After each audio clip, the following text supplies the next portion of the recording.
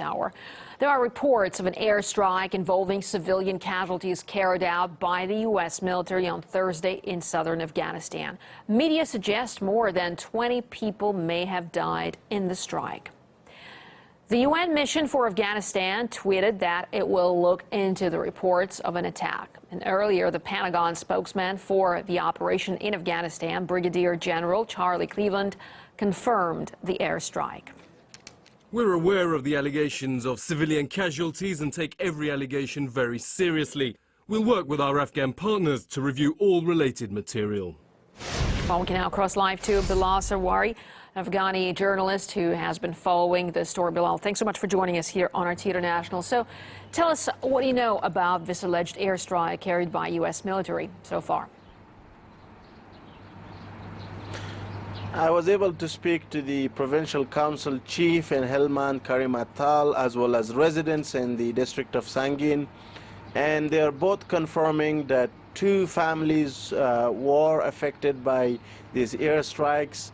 2 homes were hit, at least 2 homes, killing at least 25 civilians and injuring 6 others.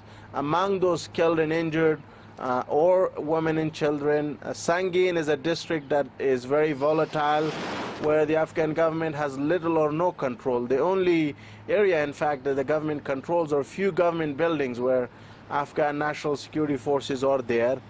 We understand that Afghan forces were taking fire. We also understand that the Taliban had moved quite a big number of their fighters into that area, and quite possible that some of their fighters were in those homes.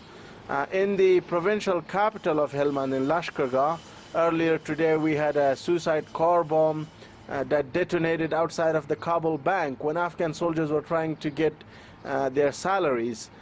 We understand again that civilians and military are among at least 13 people killed. So 2017, unfortunately, is a very bloody year already for the people of Afghanistan, whether that's in Kabul or in Helmand or across the country.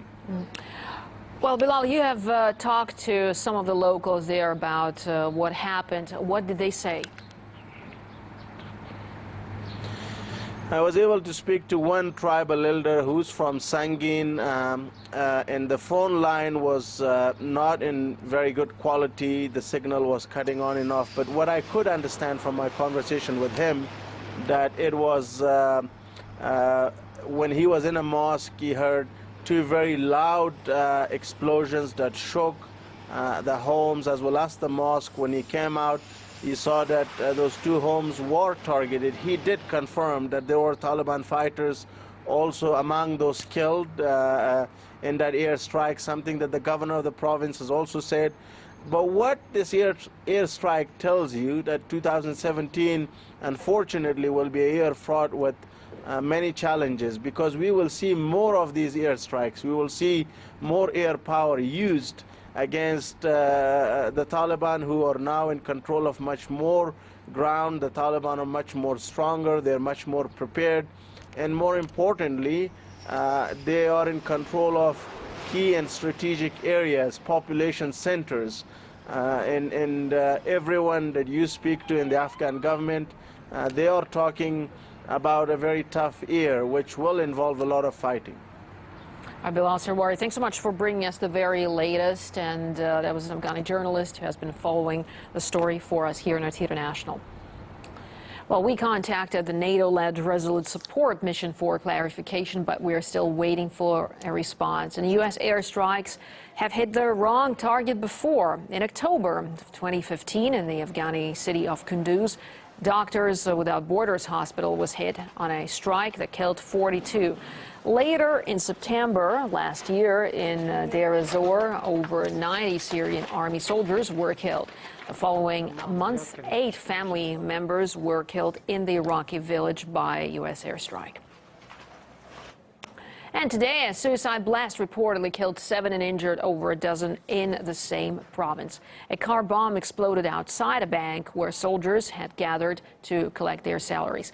According to local authorities, 4 civilians were among those killed. No group said it was behind the blast. However, the Taliban frequently carries out similar attacks.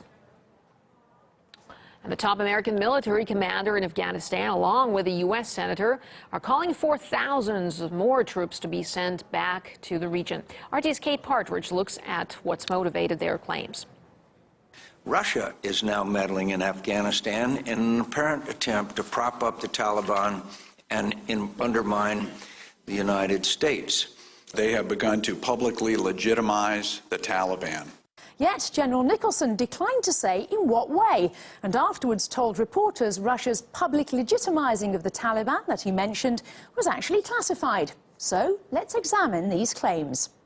Firstly, Russia considers the Taliban to be a terrorist organization, whereas only the Pakistani Taliban appears on the US State Department's list, not the Afghan group.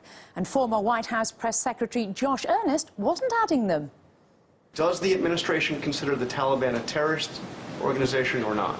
They do carry out tactics that are akin to terrorism. They do pursue terror attacks in an effort to try to advance their agenda. What's also true, though, John, is that it's important to draw a distinction between the Taliban and al-Qaeda. They have a different classification. Russia does view the Taliban as a terrorist group and also rebuffed the Taliban's request for help in 2 short words when the US invaded in 2001. Был такой approach, было такое предложение, которое мы отвергли всемирно известным англоязычным жестом. F-off. Meanwhile, the latest reports show the Afghan government has lost 15% of the country's territory to the Taliban over the past year. Whereas Russia is trying to take a grip on the situation and has invited 6 countries, including Afghanistan, for talks in Moscow on February the 15th. There's no doubt that at some point there's going to be a change in the American policy because any American analyst looking realistically at the situation realize that the war is stalemated at best and being lost at worst, and that they've got to find a political solution.